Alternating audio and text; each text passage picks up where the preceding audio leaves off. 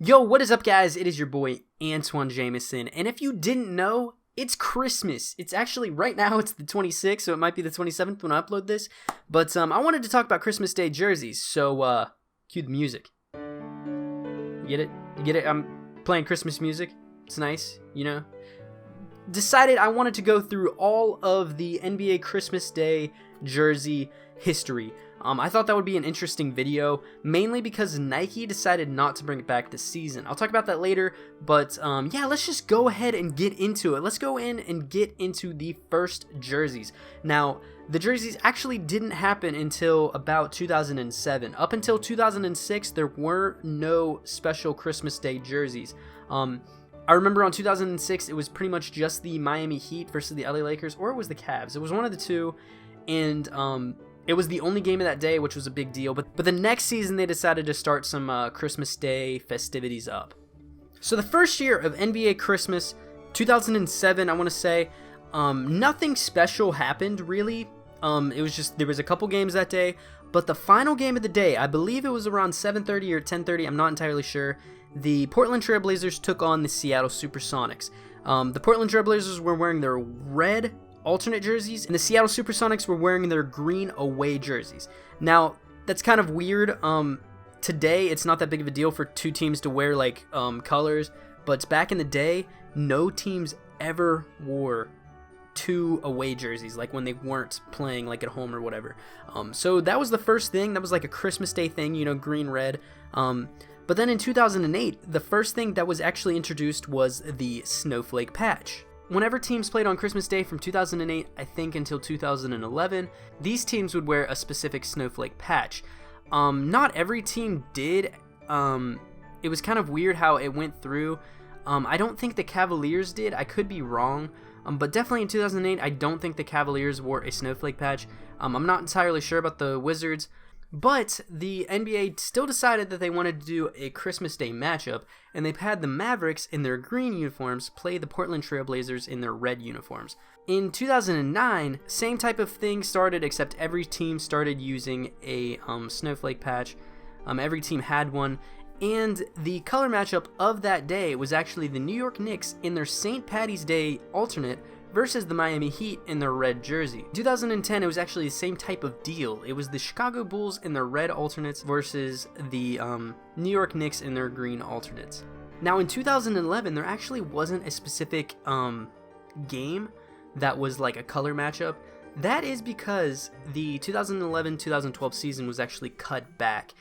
There was an NBA lockout that season and ended up only going to 66 games. And the first games of the season actually took place on Christmas Day, which is really, really awesome, I think. In 2011, the Dallas Mavericks defeated the Miami Heat for the NBA championship. And because of that, the Dallas Mavericks actually wore their home white jerseys. They had gold around Dallas. It had the O'Brien trophy in place of like an alternate logo or something on the front. The NBA logo was on the other side. And on the back, around the name, it was actually surrounded in gold, which is really cool.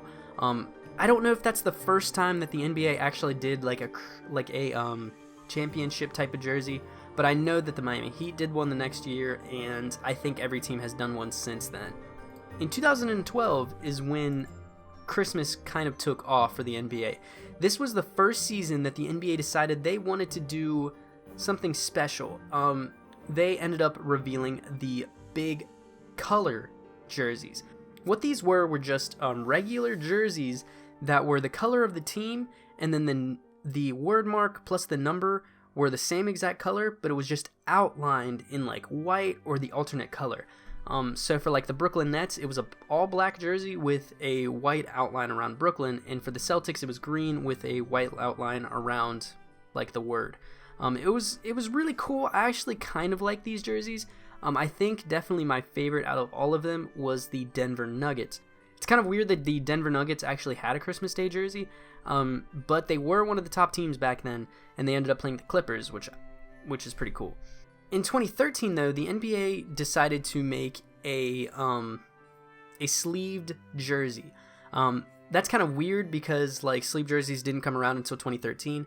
The first team to actually unveil a sleeve jersey was the Golden State Warriors with their yellow jersey with the pinstripe shorts. Adidas decided they wanted to try to start making more and more sleeve jerseys. So for Christmas that year, they decided to have 10 teams have sleeve jerseys. Those 10 are right here. I'm showing you guys right now. And the logo on the front actually was just kind of replaced with a silver color instead of like having one of the main team colors. And that was pretty much the only difference other than the sleeves. They were kind of a cool looking jersey, I have to admit, but they looked more like pajamas on the court. In 2014, the NBA decided to stop with the sleeve jerseys. Some teams were still unveiling sleeve jerseys and everything, but for Christmas at least, they decided to just cut that and have regular-ish type of jerseys. These were still a little bit unique. On the front, it was the team's main logo with the number right under, and then on the back, it actually had the first name of the player underneath the number. It was kind of unique. It was mainly just in the style of whatever team's jersey that was. So it wasn't like a unique type of jersey, but it was still really interesting to see a bunch of first names on the back of jersey. It was cool to see a name on the back like LeBron or Kobe or Dwayne, but seeing like a name like John or Kevin, it was kind of interesting. I don't know. I really I enjoyed that one mainly because of how unique it was. In 2015 is when Adidas actually ended up taking off with their Christmas Day jerseys. I personally believe these are one of my favorites. These were just main NBA jerseys, like their main jerseys, except it was kind of replaced. Instead of white, it was cream, and the word mark was in cursive. So you can see right now, I'm going to show you guys a few pictures. You have the Pelicans and Heat. You can see it's in cursive and everything like that. This was also the first year that the NBA was sponsored by Stance. During the time of them trying to sell the NBA jerseys, they were also trying to sell socks, which was really cool. I really like the design on those socks. I'm not entirely sure if there were more designs or anything like that, but yeah, it was still pretty interesting. And then in 2016, instead of Adidas going in a completely different direction, they actually just expanded on the cream jerseys of the season before. They had pretty much the same exact template. It was a cursive word mark going up with a number underneath, but there were just some differences. I think cream was completely taken out of all of the jerseys, and it was pretty much just the main and the alternate colors. This ended up turning out really good for the Warriors and like Cavs, and I personally think my favorite of that time was the Minnesota Timberwolves. This was the first jersey of theirs since 2009 that featured green. And it was kind of weird because they still had green in their logo, but they just never used it on a jersey. So it was really cool that they had that. But as we all know, in the 2016 offseason, Nike took over from Adidas. And because of this, they actually did not have any Christmas Day jerseys the other day. So I don't know if that means that we're never going to have Christmas Day jerseys ever again. I don't know if they're planning on having something next year. I know that they've had a lot of trouble becoming the main NBA jersey provider. Jerseys ripping, not having enough stock to like people who are just trying to buy jerseys on the NBA store. So I don't know if it was because of that or if they're just deciding to cut Christmas Day jerseys altogether.